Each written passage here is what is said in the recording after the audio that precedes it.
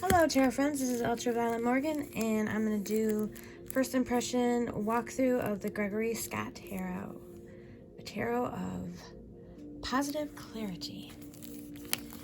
So this deck has been around for a little while and I just received it as a gift for Valentine's Day and or my birthday. Because I got a bunch of gifts for both at the same time, so I don't really remember exactly which is which, but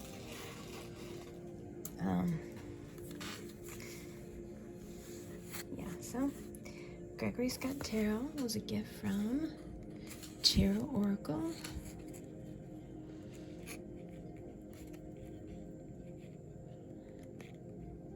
See if I can get it open. Okay. Oh, we got the. So we do have a standard talk box, which we do our best to be careful of, but they don't tend to be super long lasting. It's all right. And then we do also have a standard little white book. And we have our scissors. So, of course, I am Ultraviolet Morgan, and I started this channel in order to become a part of the Tarot Tube community. And boy, was that successful. I am very, very pleased with many of the things that have resulted in terms of this channel and my presence here on YouTube. And I would encourage you to subscribe to my channel if you would like to become a part of our community, and if you enjoy tarot related content such as unboxings, live tarot readings,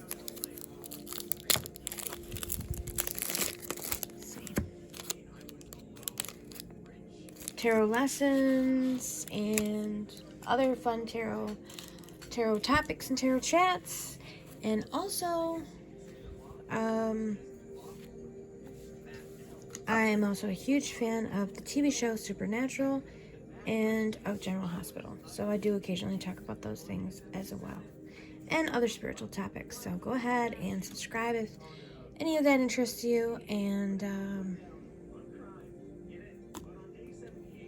hit the bell so that you can be around the next time I post a video or go live, and we'll be looking forward to seeing you.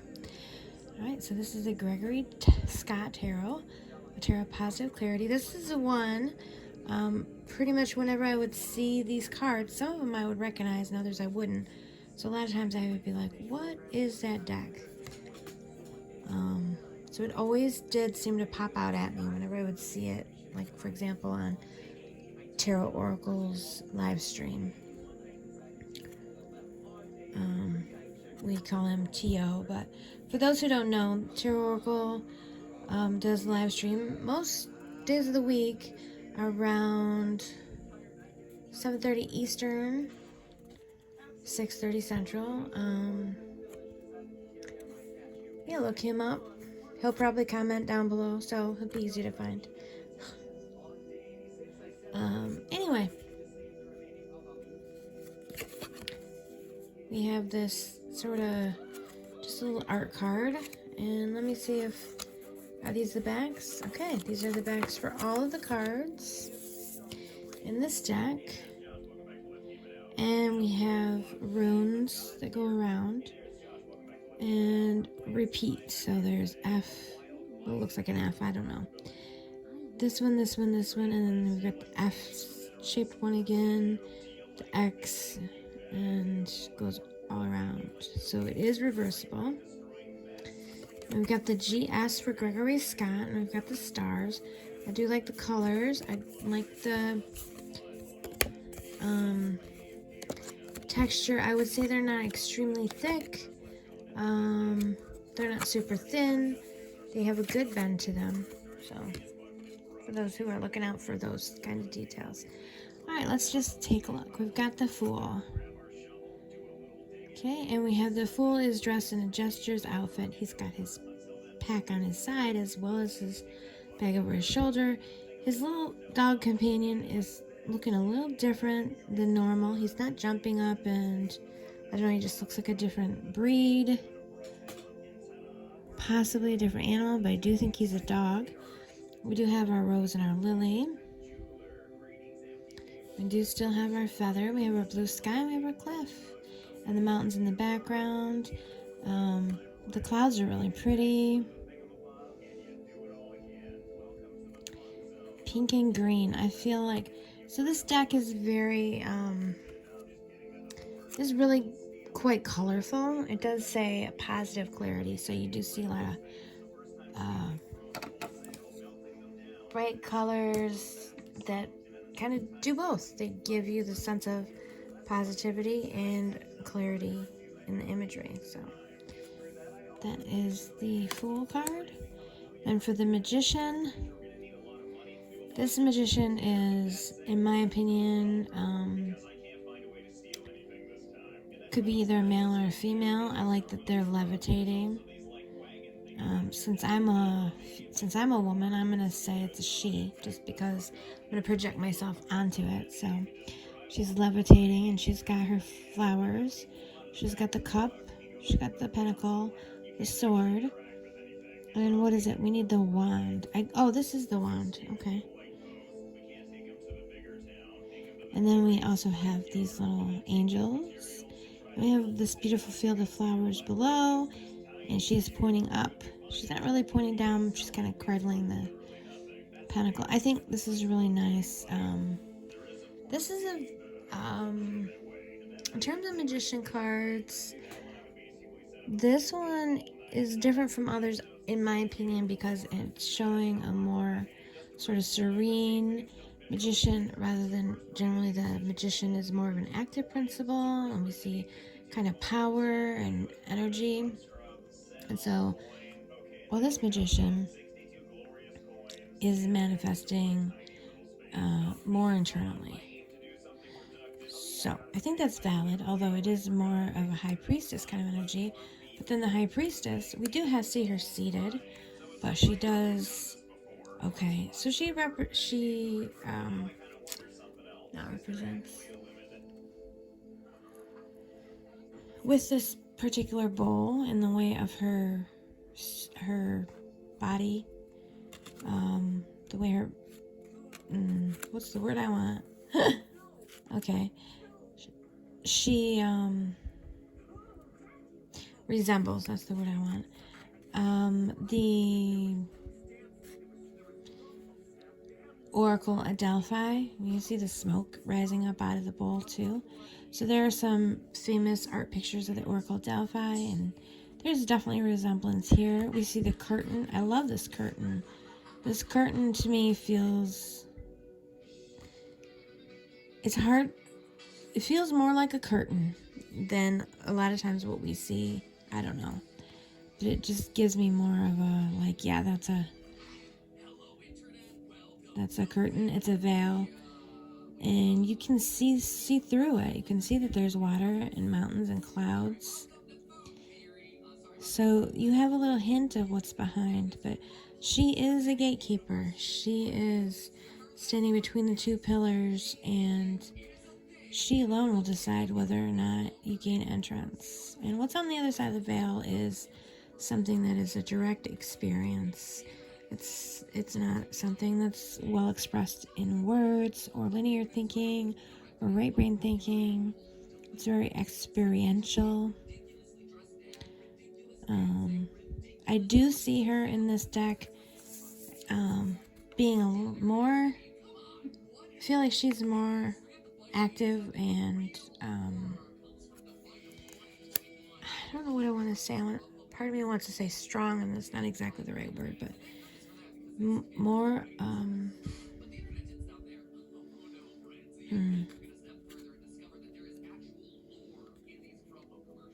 bold.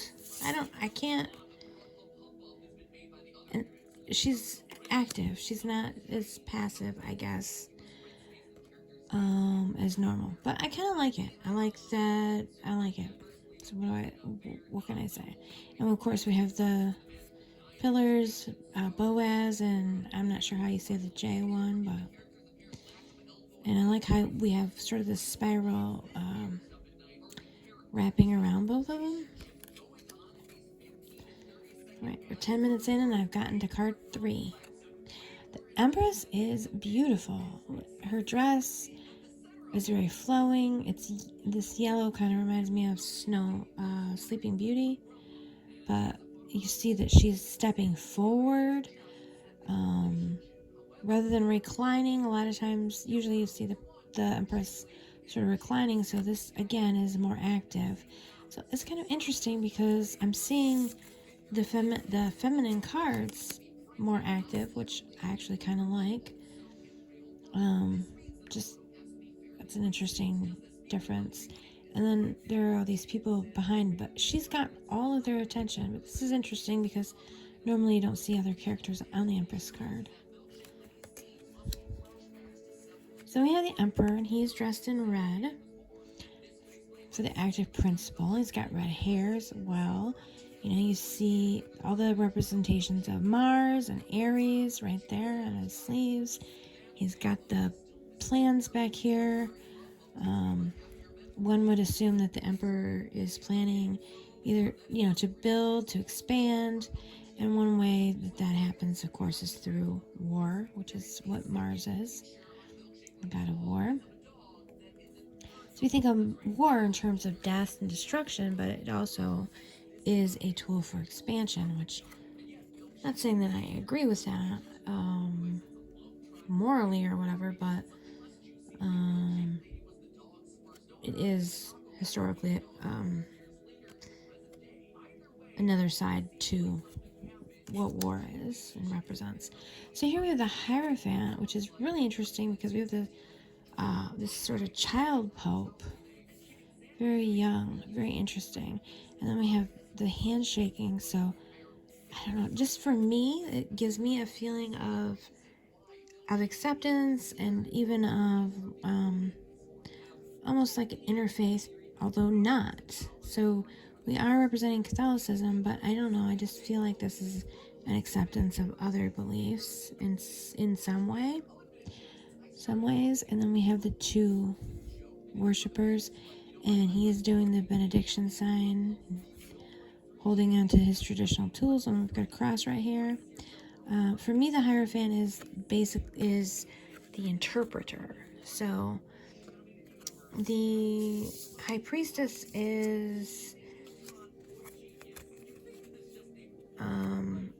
she will allow you passage to a direct experience. She will allow you passage to a direct experience, while the Hierophant is a go-between. So, and he is a translator. So he will bring your prayers to the deity, and then he will bring the words of the deity and the gifts from the deity back to those who are worshiping. And also, he can represent tradition and rituals, sort of the right way to go about obtaining those things by following the rules step by step. Hierarchy, order, and all those things that we sometimes don't like. Here is the Lover's card. I really like this picture. They just look very sort of real. Even though they're cartoony, they also look very real. And yeah, I don't know. They're looking at each other, they're holding hands. You do get more of a sense of this being about union and love than about choices. Although they are on a path, which I really find interesting. And there's all these little naked cherub babies with their little healing staffs. You don't really get a sense of a choice being required. You feel more like the choice. They've made the choice already. and they're happily walking together. Again, we're looking at a positive, and I keep bumping, sorry, a positive aspect of the tarot. So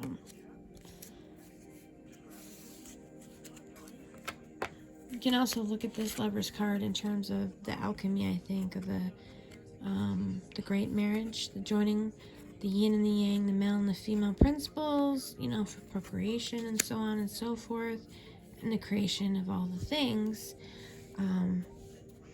The way that nature replicates itself is through the joining of the male and the female principles, or the, seeds are planted, flowers are pollinated, all that sort of thing. Okay, so we have the Chariot with the black and the white, union of opposites. These lines are so beautiful. I really love them. I think they look better in person than through the camera. I'm not really sure why I chose to film side to side when it would have probably fit better like that. But it overall usually makes a better video when it's the sideways. I don't know. I guess I don't know. I'm regretting all my life choices at the moment. Alright, so we have the elemental symbol here, which is water, I do believe. Chariot is Cancer sign. We also have the repeating 444. Not really sure why that is, but that's kind of interesting. And rather than the canopy, we actually have the night sky filled with stars, which is really beautiful. And the city in the background. And we also have the red belt. We do have the stance of victory. It's nice. Oh my goodness, the strength card is gorgeous. Utterly gorgeous. We have the Lamnesgate, also known as the infinity symbol, and we have this angel, and then we have the human mind, which is just full of barbed wire and electricity and just conflict, and it's reaching out. Wow, this is such a beautiful card. Such a beautiful card. So much work, so much thought has gone into this, and I feel like it can really spark a lot of personal work. If I had a little notebook, I would write that down. I would write down the strength card to be one to come back for. Right, we have the Hermit. So this Hermit, interestingly, looks much more modern day in his way. Or again, let me look at some of these people where I'm making assumptions about their gender. Okay. Yeah, I would say that's a man. That's an angel. And probably a man. So he has this light coming right from his heart space, which is really beautiful. And then looking through the camera, this all looks very pink and reddish, but it's actually not. It's actually grayish. So that's just strange. And then we have the lantern in his hand, and we have the stick, and interestingly, he has bare feet. So I'm wondering, now, I don't think the book is going to explain it. The author might explain it, but I feel like these are the kind of details we really need to explain for ourselves. Like, what kind of meaning do we derive from that, So I look forward to discovering for myself why the hermit is barefooted. And of course, he's retreating from the city. So then we have the wheel. And this wheel, again, has the runes. It's very similar, basically, to the back of the cards. And we have the angelic realm and the demonic realm beneath. And we have this person, so we see that this is sort of in the mental realm of this person. It's their thoughts that are going from the angelic realm to the demonic realm. It feels like the wheel is almost tormenting them in some way.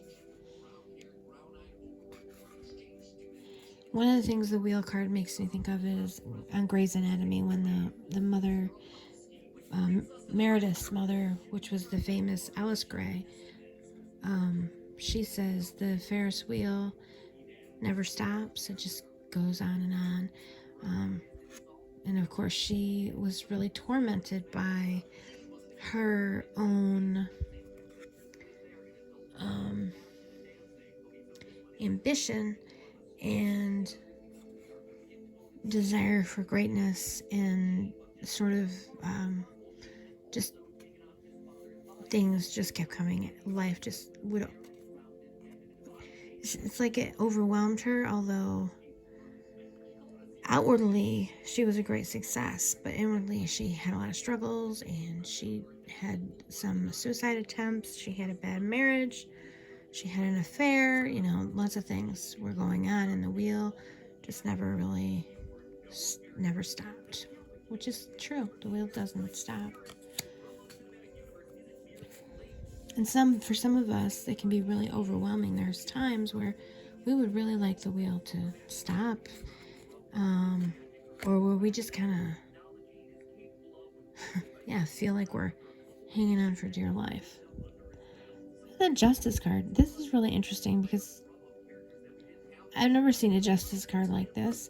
We've got a person who's ingested poison, and we've got 4 onlookers, and this is a really unusual Justice card. I don't know if this was a punishment or it's really strange.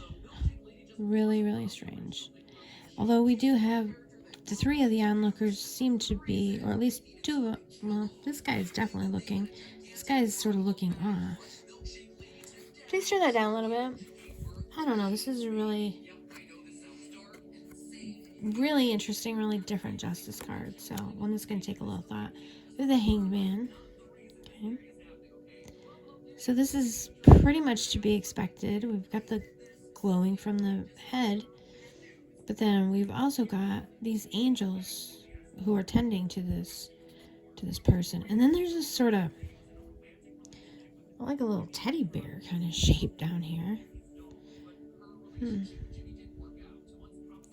feel like the angels tending to the man really adds another element of something worth investigating. Then we have the Death card. Well, that is a really unusual Death card. We just see an empty field. One thing that springs to my mind, and it's very peaceful. This could be a headstone. One thing that springs to my mind is that the cycle of life and death. So really, things only can grow because of other things having died and going back into the soil. As humans, we don't do that anymore. We have laws. We have to be embalmed or cremated or whatever. So our bodies don't go back into the earth really any longer. They do when we're buried, but not in a way that contributes to the cycle of life. However, it's interesting too to note that we often think of the Death card in very human terms. We think of it in terms of human death, and all living things die, and humans aren't the only ones. You almost can see like an angel's wings here. Also, the idea of death as, or the angel of death as causing death or killing people is really misguided. So I prefer the concept of death, for example, the angel of death being more of a psychopomp, or someone who takes the souls once the person's body has died. They come and collect the souls. They don't cause it. They're not evil. They're not bad. But they come and they guide the souls over into the next realm. And it's often described as a really beautiful thing. And it's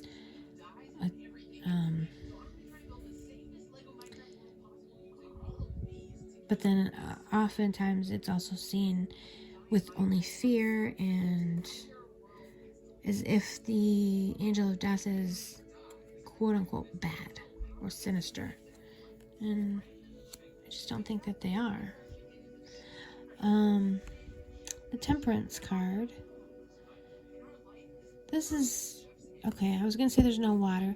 We do have her sitting right here, which is really kind of cool because it makes me think of the liminal spaces right on the shore line, which I feel like the Temperance card really is good for the liminal spaces.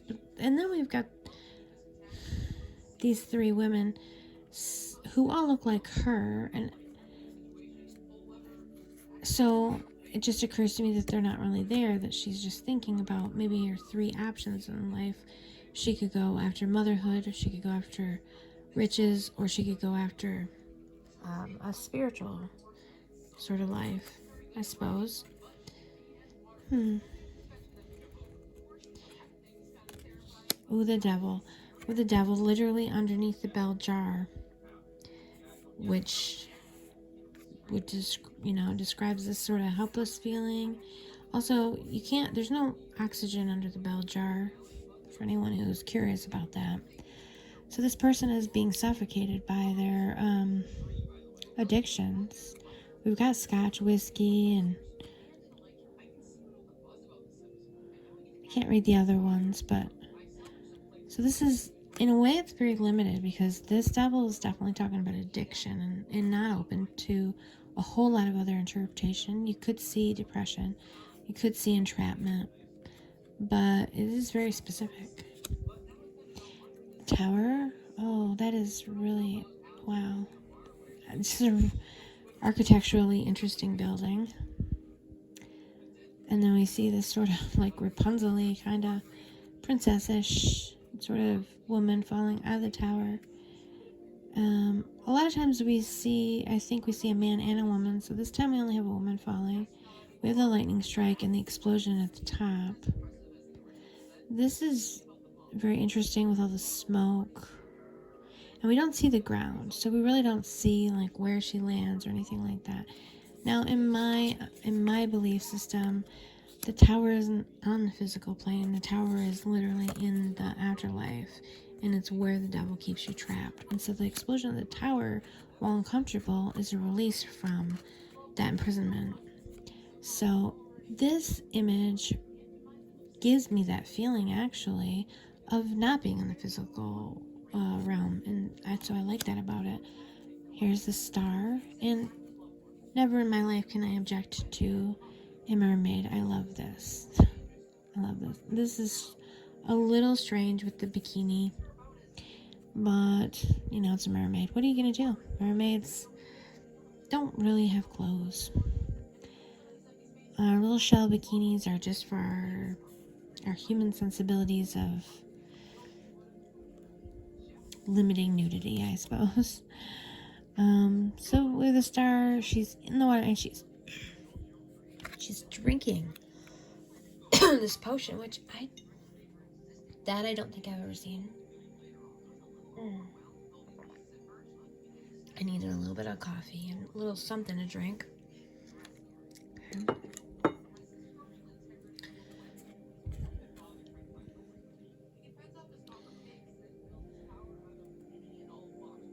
There is the actual star. It gives me temperance feels. It's really pretty, and I'm not sure how I feel about it for a reading. But, we'll only find that out when we read, right? Ooh, the moon card. I like this moon with so we don't have the water, which is really pretty sad, honestly. But one could almost sort of believe that this is beneath, except no, because this is so bright. It's almost like daytime, which is also a little odd for the star card because the star is a nighttime card. But I do like this. I feel like this moon is a guiding moon. I don't like when the moon is depicted as a only negative card, only showing lies, deception, that kind of thing. Guidance is usually the purview of the star, but I do like how we have this path. There is a path normally in the moon card, but it's really much more prominent in this one. And we've got sort of, the dangers are on the side, because these trees do not look friendly. They look like you'd get lost and hurt if you were wandering alone in these woods. But there's a well-lit path by a beautiful, gigantic moon, so that's nice. Here's the sun card. I like the way her dress kind of flares out like another flower. We have all the flowers. And then we have, like, this little girl who is joyful and innocent, but she's not, like, a weird-looking baby. She's not a naked baby. She's got a beautiful flowery dress. Shh. I like the lines in this deck overall. Like, there's a lot of beautiful curves. And then our sun is actually a zodiac wheel, which is also quite interesting. There's a lot of interesting things going on in this deck. There's a lot of traditional imagery and a lot of tweaking of that traditional imagery. Now the Judgment card. This is interesting because we have this guy, I don't know, it's sort of strange because I don't know if he's meant to be a thief, a pirate, a miser, or a businessman, or whatever. But he has all of these worldly goods that he's come into possession of, but he's being lifted away by the angels. So it's kind of like you can't take it with you, I guess. And then we have the World. Now this is a very different World card. We got this man in some really tight pants, and they're very revealing.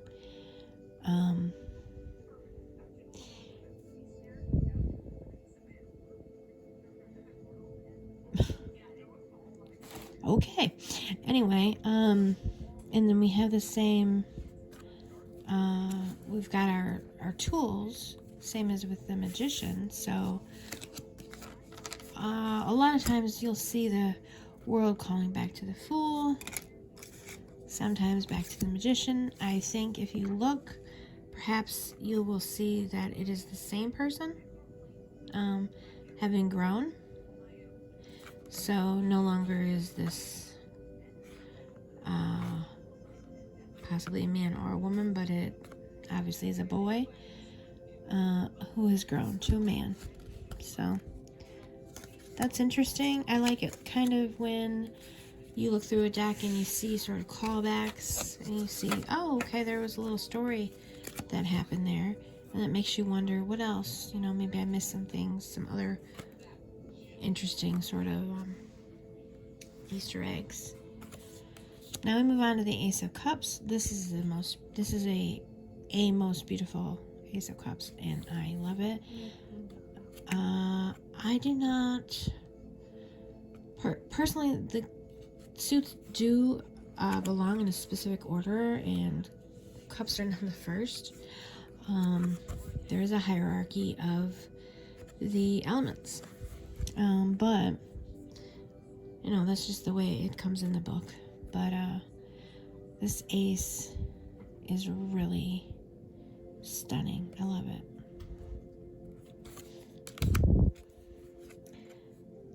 This is a good two. This is a good Two of Cups. Kind of leaves no question what the Two of Cups might be about, right? We've got a union. This doesn't look like a first meeting. Although it could be. It could be. A first meeting in this day and age, perhaps with someone that you've been visiting with long distance, right? First in-person physical meeting. Could be that exuberant. Could be.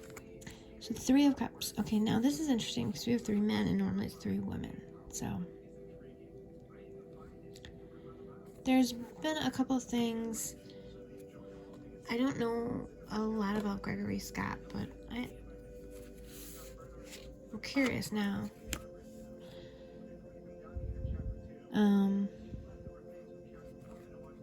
To know a little bit more about him. The colors of the flowers are really bright, and so that's, I don't know, that's just pretty. Something I noticed. It's really unusual to see 3 men, so it kind of just gives you a whole, it makes you stop and like actually look at it as opposed to going, yeah, I've seen this, you know. 4 of Cups. This is really beautiful.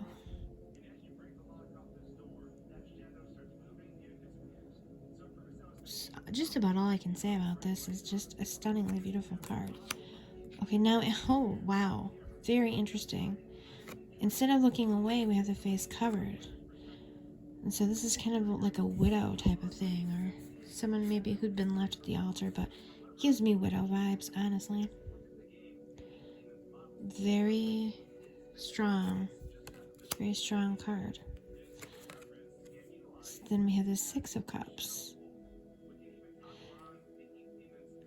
So usually I see that as like 2 children, but here it's like a mother and a daughter, and it could even be, you could even potentially think of it as Persephone and Demeter, however you choose to pronounce that. I don't know why. The mother seems slightly overbearing to me in this picture, just the way the arm is wrapped. I don't know. But overall, it's really pretty. It's a time of innocence. You can see 7 of Cups. So this is very different. We have it looks like a Bible study in the background. And these people honestly look like they're Mormon or something. They look Mormon to me. Now, it's really interesting because I feel like this deck kind of moves through very different time periods. This is,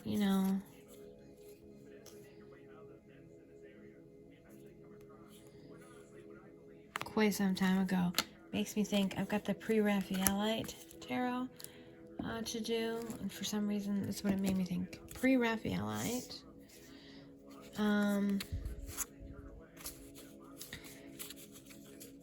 then this guy looks more modern, but in a really generic way, I guess, to where you could place him in the past, but he has a modern feel to me.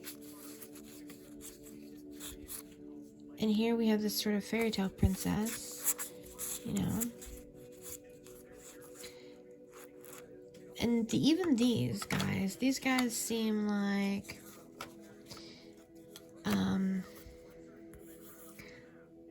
Robin Hood time period, I guess.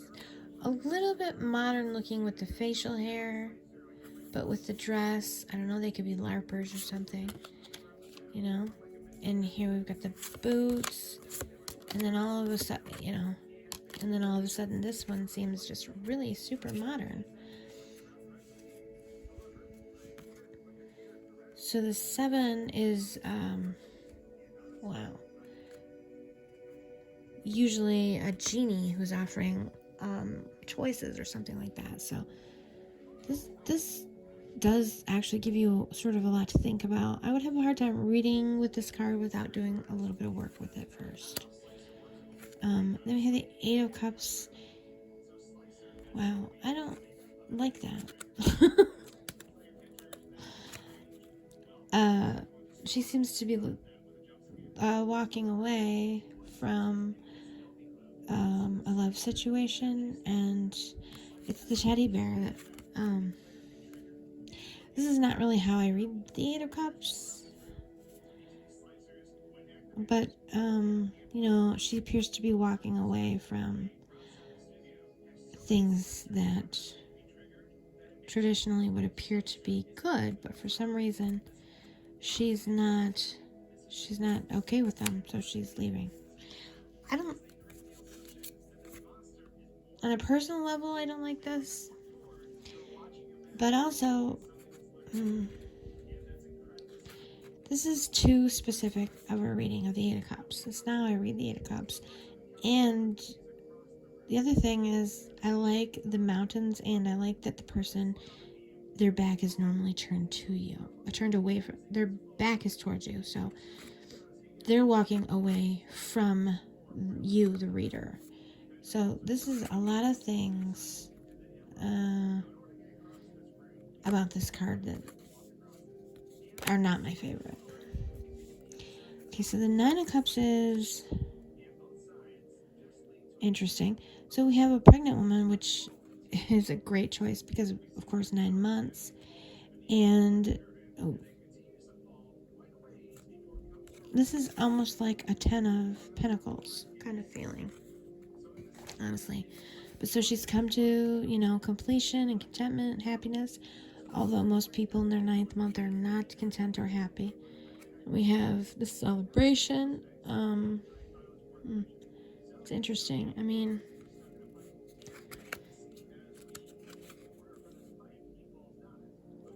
not to be uncharitable, but my thought looking at this is that I'm not surprised that a man made this. Because I just feel like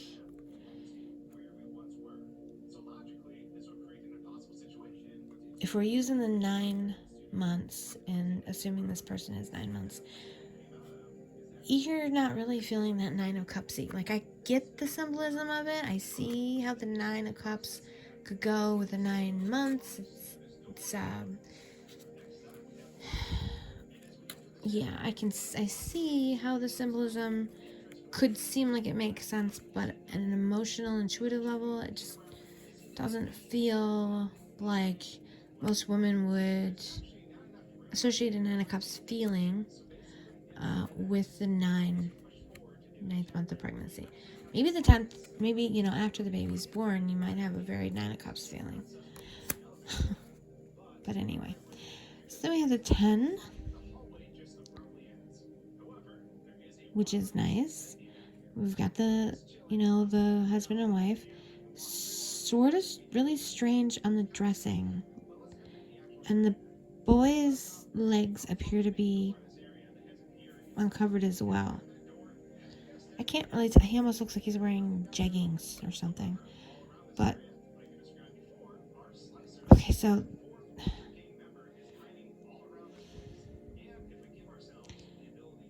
the dressing in this is confusing, and I don't know what to say about that.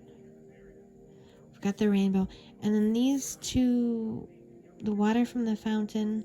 I don't know. There's something off about that too.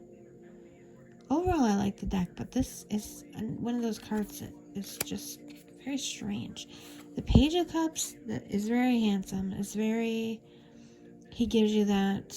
He gives you the Page of Cups feeling, I think, in the romantic sense, which is again not how I usually read it. There's no fish. There's no water.